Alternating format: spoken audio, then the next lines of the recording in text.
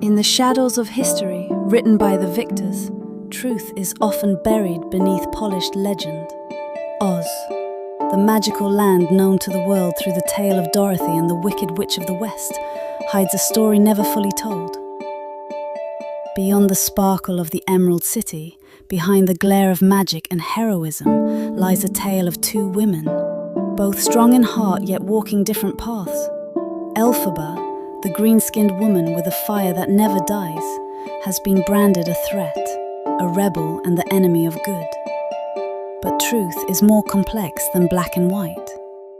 Glinda, the witch, celebrated as a beacon of light and hope, holds doubts in her heart about role, sacrifice, and what it really means to do what's right. This is the story after the story. Not of how it began, but how everything was decided. About choices that reshape fate, and sacrifices forgotten by history.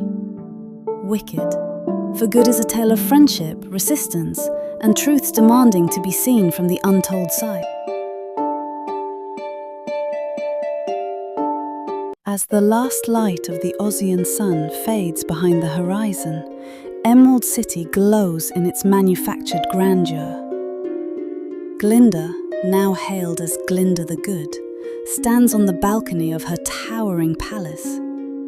Yet behind her radiant smile hides a void she cannot ignore. Deep within, she wonders, does being a symbol of goodness mean she must silence her conscience? Since Elphaba disappeared, believed by many to be dead, Glinda has been forced to choose. Remain loyal to a system she knows is corrupt, or follow the rebellious path of her former friend.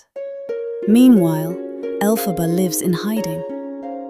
Branded as the Wicked Witch, she is now a fugitive, but her spirit remains unbroken. She continues fighting for the animals whose voices have been silenced by the wizard's regime. Every night, from the shadows, she watches Oz and waits for her moment to act. Emerald City appears majestic, but beneath its emerald sheen, injustice festers. The people believe the wizard's tale, that Elphaba is evil and Glinda their savior. But beneath the surface of this tale, the truth slowly begins to unravel.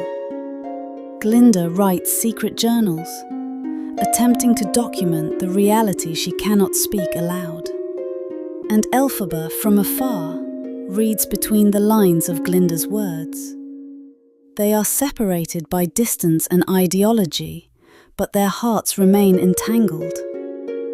That night, the wind carries whispers of their past, reminding them that the fight is not over, and that a fractured friendship can still endure. Wilderness beyond the city's borders, where giant trees whispered in the darkness, and the soil remembered footsteps meant to be forgotten. She was not alone. A loyal winged monkey flew above her, watching from the dimming sky. Since her escape, Elphaba had built a hidden network among the creatures oppressed by the wizard. Here, in the depths of Oz's forest, she was crafting her rebellion. She was no longer merely a fugitive, she was a symbol of resistance. Each creature that found her brought a story. A cat had lost its voice before the Emerald City guards. A deer was arrested for trying to read. Elphaba wrote every story in her tattered journal, page by page, filled with sorrow and hope. But tonight was different. Emerging through the low-hanging fog came an unexpected visitor, Fiyero. His body had changed, his face was not the same. Yet those eyes, filled with courage and love, had not changed at all. They stood in silence for a long moment, remembering a past torn apart by difficult choices. "Elphaba," Fiyero finally whispered, "I never stopped looking for you." Her heart trembled. The world called her wicked, but in Fiyero's eyes, she was just a woman who once loved and still hoped. They spoke in hushed voices, slowly reconnecting the thread once severed. Fiyero spoke of his journey, of how he became a scarecrow, of the pain of watching Glinda walk a path apart from them. Their time was short. The Emerald City's patrols had begun searching the woods. But in that brief reunion, hope flickered once more, not just for lost love, but for a better Oz. Elphaba and Fiyero promised to meet again. That night, they parted with a long embrace, as if trying to freeze that moment in a world too cruel for softness. In the heart of Emerald City, the grand hall where the wizard ruled glittered with artificial green light, and the echo of citizens' hope. But behind the grand walls and golden curtains hid a man increasingly consumed by fear.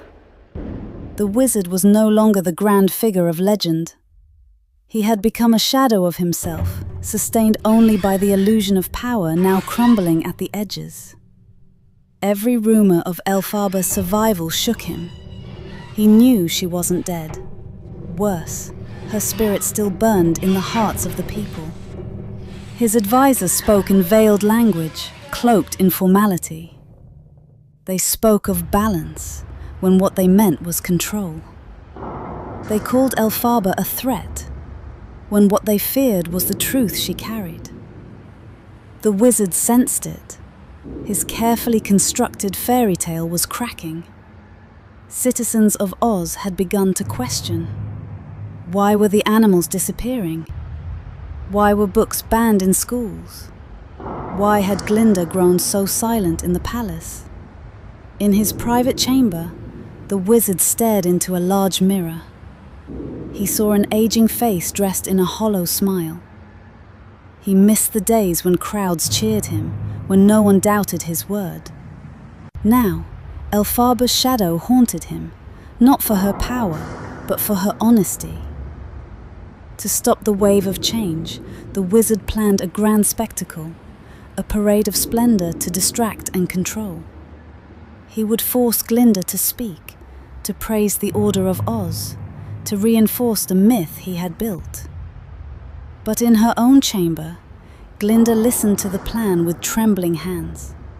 She understood the role they wanted her to play, to speak as the face of good, even as doubt roared inside her. Would she continue standing on the wrong side to preserve a fragile peace? Or was it time to speak, even if her voice broke the silence? In a quiet corner of Oz, far from the glittering Emerald City, stood the school where Elphaba and Glinda once learned side by side, Shiz. But Shiz had changed. No longer a haven for knowledge, it had become a fortress of silence. Teachers followed strict new orders sent from the wizard. Books were censored. Lessons about talking animals were erased. Students who asked too many questions were quietly summoned away. Fear drifted through the halls like a silent fog. In the forgotten underground library, remnants of the past still lingered. Old books, Dr. Dillamon's lecture notes, and Elphaba's hidden journal remained untouched. One student, young Nessa, not Elphaba's sister, but an ordinary Ozian girl, discovered the texts. She began reading, copying Elphaba's writings about freedom and truth. The words stirred something fierce inside her. She started to doubt the lessons drilled into her since childhood. One evening, Nessa saw a cloaked figure outside the library window. It did not move, just watched, but she felt it deeply. This was no ordinary shadow. The next day, tucked in her book, she found a scrap of paper. Your questions are the key. Keep asking. No name, no signature. But she knew. Elphaba's spirit was alive, even if her body remained unseen. Meanwhile, Glinda, once the school's brightest star, visited Shiz in secret. She wanted to see the truth behind the polished facade. In the shadows, she watched as curiosity was crushed and silence enforced. her heart broke. This place that once held hope was now a tool of oppression. As Glinda walked away that night, her mind was clear. Something had to change, and perhaps that change would begin with her. In a quiet valley hidden beyond Oz's rugged mountains, a young lion sat alone among the tall grass. His wide eyes were filled with questions, and though the wind was gentle, his body trembled. Locals called him the Cowardly Lion, but no one truly knew that his fear was not weakness, it was a scar from a painful past. As a cub, he had once spoken out against the treatment of animals in Emerald City.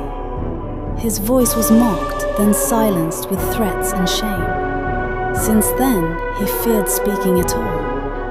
That day, amid the whispering breeze, he heard a voice. It wasn't human, nor the rustle of trees. It was the echo of ancient words, Elphaba's words, somehow reaching him across distance and time. "Your fear is your strength," the voice said, thundering softly in his chest. He stood slowly, gazing up at the grey sky over Oz. And for the first time in a long while, he didn't feel alone. Though he'd never met her, Elphaba's story had spread even to this quiet place. A story of someone who refused to bow, even when the world demanded her fall. That same night, elsewhere in Oz, Glinda read reports of disappearing animals. One name stood out, a young lion once nearly silenced forever. She paused, memories flooding back. Days at Shiz when Elphaba risked everything for the voiceless. Inside her, a voice long buried began to stir, crashing against the walls of comfort she had built for herself. The young lion, once afraid his voice meant nothing, began to write. He scratched the dirt with his claws, leaving quiet messages along paths and burrows. Messages for other animals, for anyone scared like him. Bravery isn't being fearless. Bravery is speaking even when your voice shakes. And on that quiet night, Oz had a lion who was learning to speak once more. In the middle of a forest, once scorched by fear and ambition, stood a figure thought long lifeless. His body was made of silver metal, rusted at the edges, and on his chest was the faded engraving of a heart that never beat. He was the Tin Man, a being born from misfortune and warped magic, abandoned by a world that deemed him broken. Yet deep inside, a stubborn ember remained, a memory, a trace of soul that refused to die. That night, as moonlight slipped through the leaves, he sat on a stone, staring at his hands, hands that once embraced, now cold and reflective. A voice echoed in his memory. Elphaba's voice, firm yet gentle. "We are not defined by what we have, but by what we choose to fight for." The words weren't just memory, they were fire in the dark. He remembered her trying to save him, to give back what the world had taken from him. Feeling. Elsewhere, Glinda sat alone on her palace balcony, her fingers tracing a pendant Elphaba had once given her, a sliver of the past still burning in her mind. She reread old letters, Elphaba's messy, passionate handwriting. One spoke of the Tin Man, not just about his transformation, but about what he had lost, his essence, and her hope that he might one day find his heart again, even in a new form. The next morning, the Tin Man rose and began to walk. Each step creaked with metal friction, a reminder to the world that he still existed. He knew his heart might never beat again, but he could choose to act as if it did. He started rebuilding the ruins around the forest, crafting shelters for small creatures. In his actions, Elphaba lived. In each nail he hammered, in every stone he stacked, there was a whisper from the past guiding him forward. In a silent field sliced by the wind, the scarecrow still stood, tilted, weary but upright. Once merely a guardian of crops, now he carried secrets deeper than anyone knew. He was not just straw and cloth, he had once been someone with a name, Fiyero. Inside that sewn frame lived a consciousness untouched by time. The magic that transformed him had not erased his soul. He no longer recognized his own face, but he remembered. Elphaba's eyes, her soft voice, and the vow they made to endure. No matter the shape they took. Day after day, he watched the sky change colors, noted the wind's rhythms, and felt time move like dust in silence. He couldn't speak or weep, but his thoughts wandered freely. He knew the world had forgotten him, but he hadn't forgotten himself. Sometimes, when birds landed on his shoulder without fear, he felt briefly human again. One dusk, a whisper slipped into his mind. A fragment of Elphaba's voice, or maybe just memory. As long as you remember, you are alive. In Emerald City, Glinda stood before her palace mirror, cloaked in honor she never felt she truly earned. Rumors had reached her of a scarecrow too lifelike. Reports mentioned a field that even guards refused to enter. She knew. That place was not ordinary. Without informing anyone, Glinda took a hidden carriage and traveled alone. Disguised as a common citizen, she walked through the tall grass, her heart pounding. There he was, Fiyero, or what remained of him, facing the sunset unmoving. But Glinda saw how his body leaned slightly at the sound of her steps. No words were exchanged, but silence spoke volumes. She clutched Elphaba's pendant and whispered, "I haven't given up."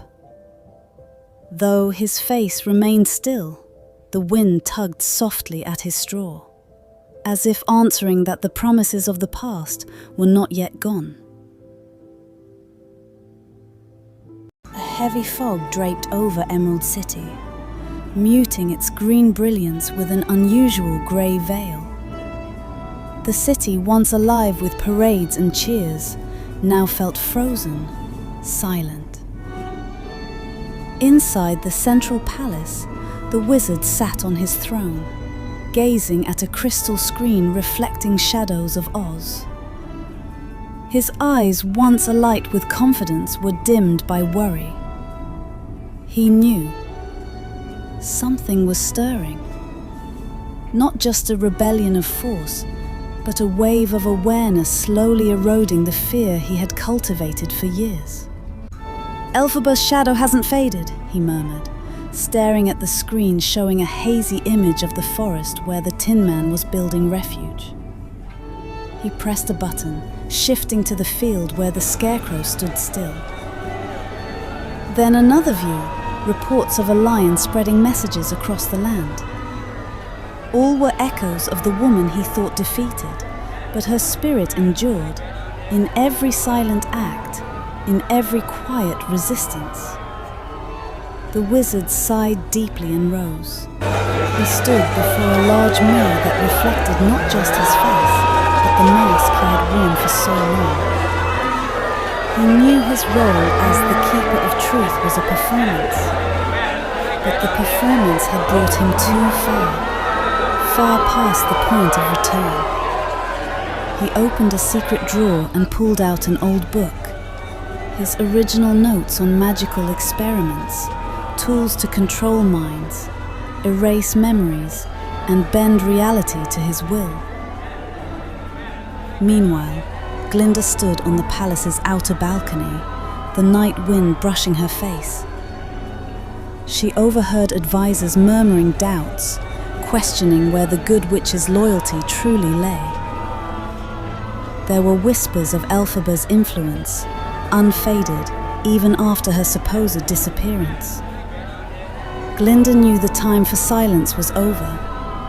She could no longer be a symbol of beauty alone. She had to choose, remain a shadow of the wizard or lift the veil from the truth. That night, the once brilliant city began to feel a deeper unease than fog. And within the trembling hearts of its people, Elphaba's name echoed again, not as a threat, but as hope reborn. Across the wide plains, where wind carried both dust and hope, a lion walked with purpose. His eyes were sharp, not from thirst for power, but from the weight of memory. He was no longer the trembling cub inside the circus cage. He had grown, not just in form, but in voice. A voice once strangled by fear, now echoed across Oz. He was the cowardly lion, though now the title seemed absurd because courage didn't always roar. Sometimes it simply moved forward, even when the world kept trying to push it back. From a tall rock, he roared into the horizon. His voice shook the morning sky, scattering birds into flight.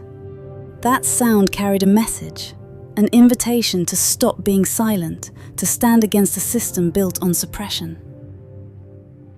Around him, forest creatures emerged. Wolves, deer, even owls gathered.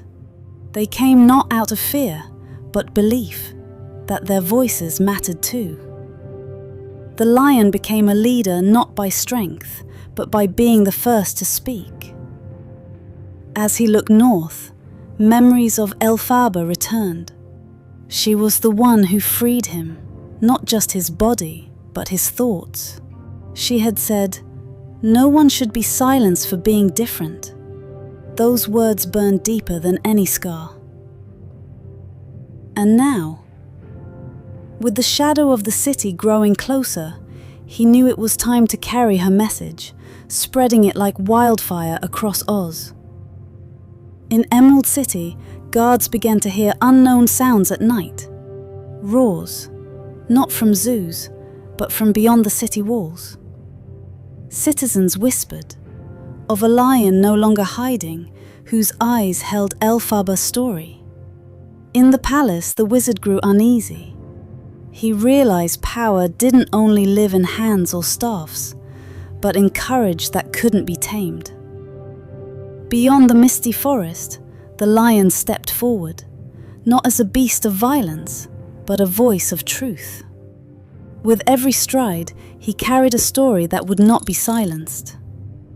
For Oz could no longer be built on fear, because one brave voice could awaken an entire land. Within the quiet forest, the faint clinking of metal echoed, like the heartbeat of something that shouldn't be alive. There, among towering trees and roots winding like sleeping serpents, stood a gleaming silver figure, the Tin Man. Each movement released a soft sound, a blend of memory and silence. He no longer required oil to move, for motion now came not from machinery, but resolve. He was not merely a device, he was a soul who had sacrificed everything for good, losing his human body in the process. Behind his metal helm were memories that refused to rust. Elphaba's face asking him to rescue small creatures from wizards' experiments. Glinda's voice urging him to fight for justice without needing command. He stored them all, not in a brain, but in his heart. A heart without flesh, yet beating deeper than most.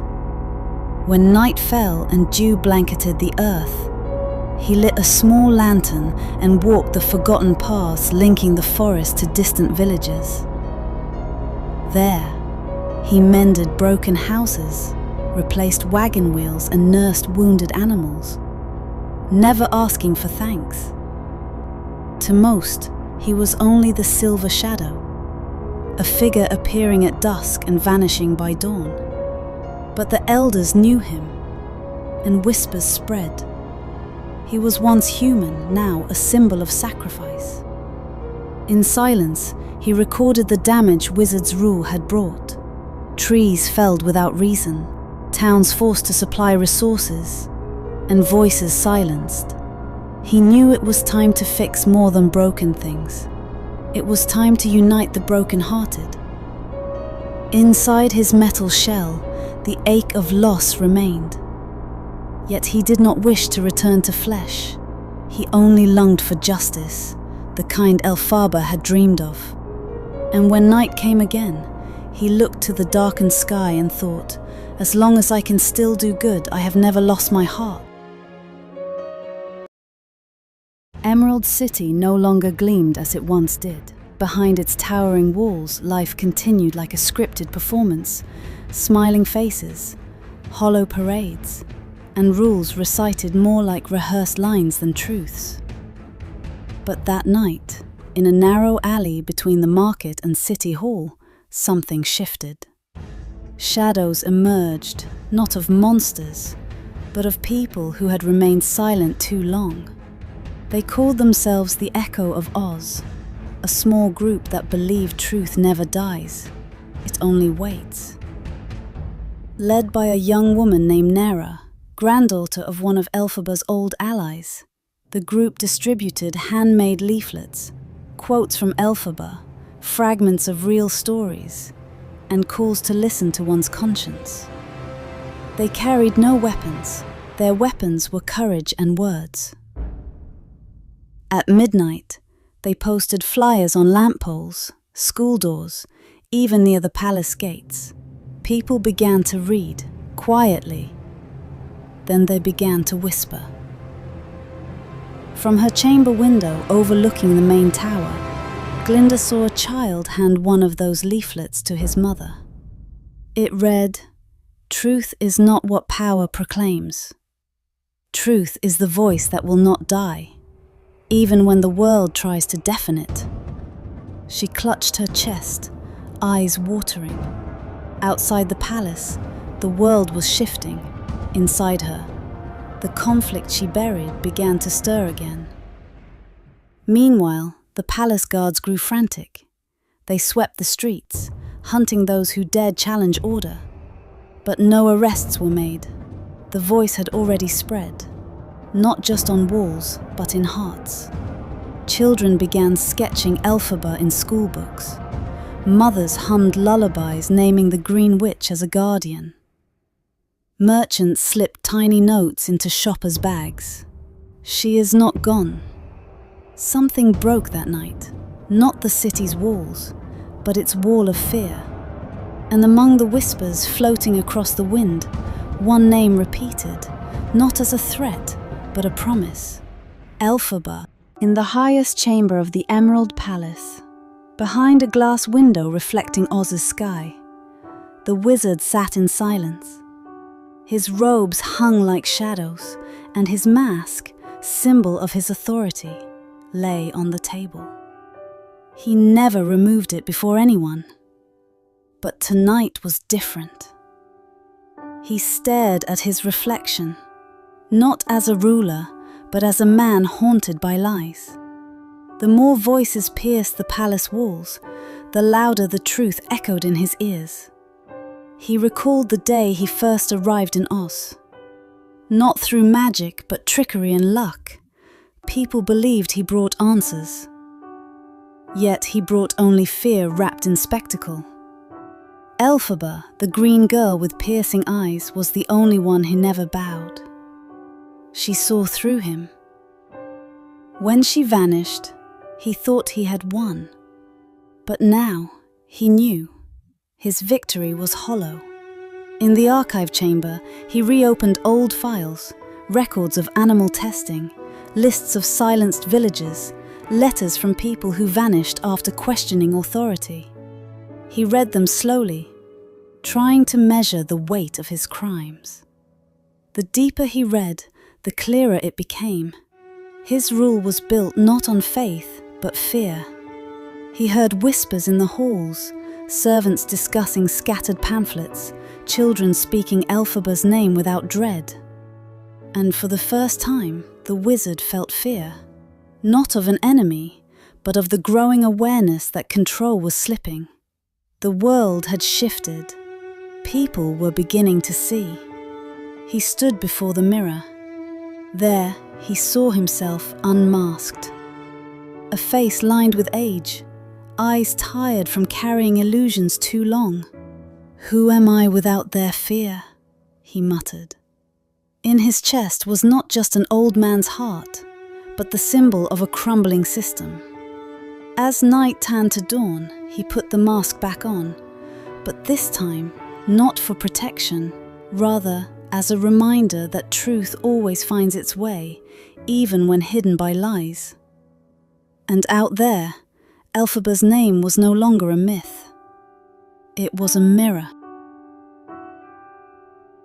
The skies of Oz were turning grey.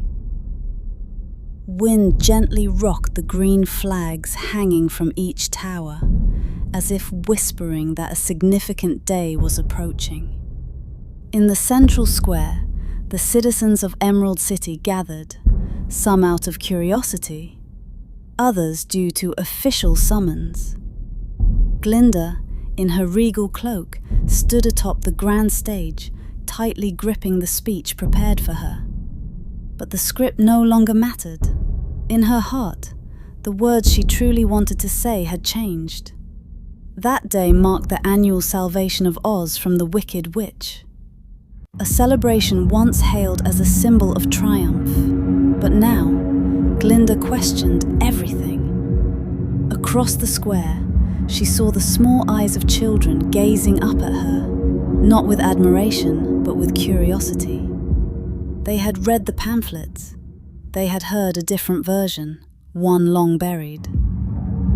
Taking a deep breath, Glinda stepped forward. Silence fell. The eyes of palace officials were fixed on her, waiting for the rehearsed words. But she let the script fall. "For years," she began, "we've been told one story. A story of good and evil. But the truth is far more complex." Murmurs rippled through the crowd, yet Glinda stood firm. She spoke Elphaba's name, not as a threat, but as a seeker of justice. She told of her bravery in defending the voiceless, of sacrifice, of love. Some lowered their heads, others wiped tears, but the most surprising response came from the guards. None stepped forward to stop her, for even they knew the truth had waited too long. Then, from among the crowd, someone opened a small cage, releasing a bird into the sky. It soared through the grey clouds, a symbol of a voice finally freed. Glinda looked up, and within her, something long locked away began to break free. She was no longer just the face of power. She was the bridge between past and future, between sky and earth. In the farthest west of the land of Oz, where dense forests wrap around the mountains like a protective veil, a wooden cabin stood in stillness. Here, Elphaba hid, not out of fear, but with purpose. She had something, someone to protect. Fiyero, whose body had become a scarecrow, but whose soul remained very much alive. Each day, Elphaba wrote in her journal. She recorded Fiyero's condition, memories of their past, and dreams of a future Oz built not on lies but truth. She knew their time was borrowed. The world beyond the trees was shifting. The echo of voices from Emerald City had finally reached them, whispers of Glinda speaking honestly, of people beginning to question. One morning, Fiyero, voice rough, movement stiff, asked, "Do you still believe they can change?" Elphaba looked into his vacant but hopeful eyes. "I never stopped believing," she answered, because she knew power wasn't rooted in control, but in unwavering hope, even in exile. But the forest was no longer silent.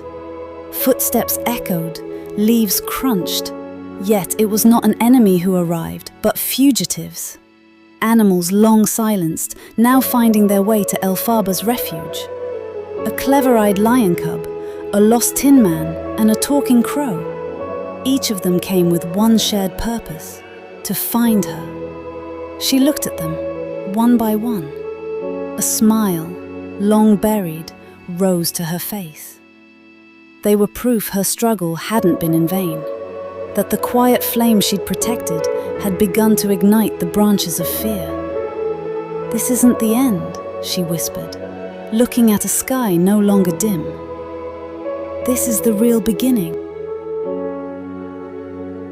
At the peak of an abandoned tower, as Oz's sun kissed the horizon in shades of gold and copper, two silhouettes faced one another.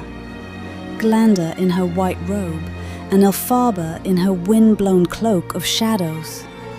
Between them, there was no longer a chasm of difference, but a bridge formed by wounds, sacrifice, and understanding, born too late, but genuine. They had chosen different paths, yet fate brought them back. The world had changed.